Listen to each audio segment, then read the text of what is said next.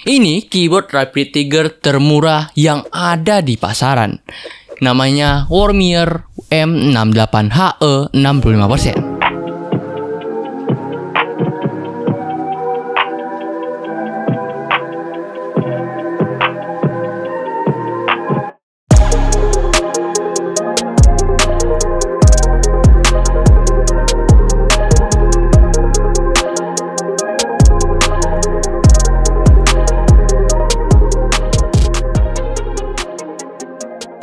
Desain yang cukup menarik nih, bisa dibilang paling beda yang ada di pasaran sih ya. Hadir dengan dua varian warna, ada versi hitam dan juga versi putihnya. Terus untuk keycapsnya ini udah PBT cherry profile. Gua rasa desain side printed kayaknya memang bakal style 1-2 bulan ke depan nantinya ya. Karena gua udah cukup berturut-turut bahas desain yang sama sih ya. Kalau soal kompatibilitas tentu kita udah tahu dong semuanya. Keyboard ini pasti wired only dengan fitur rapid triggernya kan. Namun ini cukup menarik yang di versi ini dengan fitur magnetic switch. Coba tebak, biasanya keyboard polling rate-nya berapa sih? Kemarin kan kita sempat bahas di 8.000, rata-rata 8.000 ya. Dan di sini tuh cuma 1.000. Dan ya itu tidak membuat keyboard ini menjadi minus sih. Secara performa juga memang masih mantep banget nih. Responsifnya tuh kerasa banget. Dan untuk softwarenya ya gua rasa ini nggak ada dirubah. Desainnya tuh plek ketiplek sama UI-nya yang kita pernah bahas di Cido itu.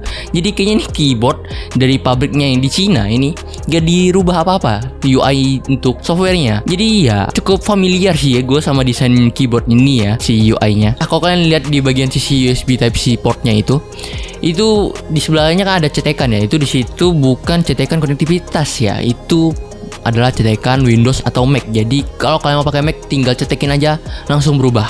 Gampang banget, gak perlu mengingat kombinasi-kombinasi yang cukup ribet itu.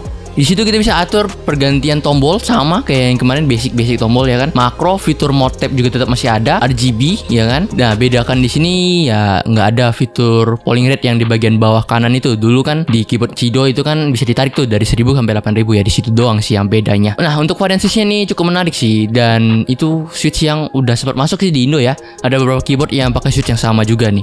Dia ini pakai Otemu magnetic switch yang kalian bisa temuin di keyboard dengan range harga mirip-mirip. Ya kita buka-bukaan aja lah. Vortex series juga pakai yang Swift 82 kayaknya itu deh. Terus juga G-Friend mereka juga pakai switch yang sama. Jadi ya gue ngerasa switch ini cukup udah pasaran, nggak ada komplain sih buat gue. Bagian luar semua udah kita bahas dari sisi desain dan lain-lain. Saatnya kita bongkar bagian dalamnya. Tapi sebelum itu coba kita dengar dulu suara typing testnya.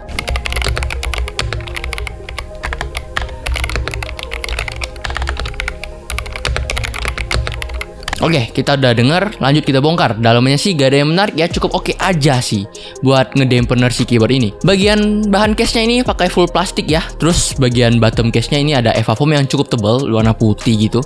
Terus ada PCB, poron foam, dan plate metal.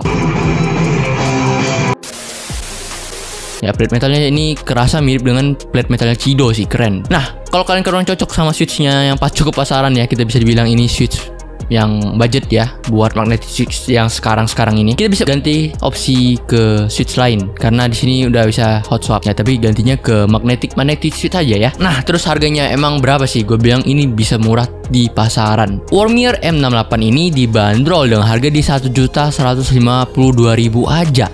Mungkin pertanggal video ini dibuat keyboardnya G-Friend itu baru selesai PO-nya, jadi mereka udah ready stock masuk ke Indo, udah beberapa ratus pieces gitu ya. Harganya 800.000 ya, cukup menantang harganya ini ya. Tapi gue nggak tahu bagian dalaman mereka apakah cukup kompleks dan bunyinya apakah plastik gitu. Feeling gue itu keyboard sih kayaknya nggak ada dalamannya, dia bener-bener pure datang dengan magnetic switch aja gitu. Tapi gue nggak bisa ngejudge kayak gitu karena gue juga belum pegang barangnya, gue juga belum sempat bongkar keyboard itu juga kan, jadi kita nggak tahu bagian dalamnya gimana. Jadi kalian bisa nonton dulu review-review di tempat lain untuk bahas G-Friend-nya ya. Tapi untuk Warmier ini jelas worth it banget. Dari segi suara typing testnya ini itu masih cukup enak didengar, jadi ya bisa meningkatkan semangat kita dalam mengetik selain ngegame lah ya. Dan secara desain juga ini nggak bisa dibilang biasa aja, ini cukup menarik dengan desain abstraknya itu. Beda sama yang G-Friend yang 800.000 itu masih desain biasa-biasa aja ya. Tapi keycap sebenarnya bisa diganti, tapi apakah gak sayang gitu duitnya? Mending ngambil sekaligus langsung gitu. Dan case juga kan agak ribet kalau kalian mau gonta-ganti yang desain-desain lebih menarik gitu kan. Kalau secara bawaannya ini udah cukup bagus, why not gitu, dengan 1.152.000 aja. Soal ongkir tentu kalau udah sampai di channel kita pasti bahas keyboard keyboard yang udah free ongkir buat ke Indonesia. Jadi kalian tinggal bayar bea cukainya aja. Nggak salah gua kemarin sekitar berapa ya? 100 sampai 200 ribuan aja. Cukup murah kok. Nggak terlalu mahal. Mungkin segitu dulu untuk pesan gue kali ini. Like kalau suka, subscribe channel ini. Kalau channel ini bermanfaat dan kasih tau gue pro apa lagi nggak pengen gue bahas segitu dulu. Gue Mike pamit undur diri. Bye bye.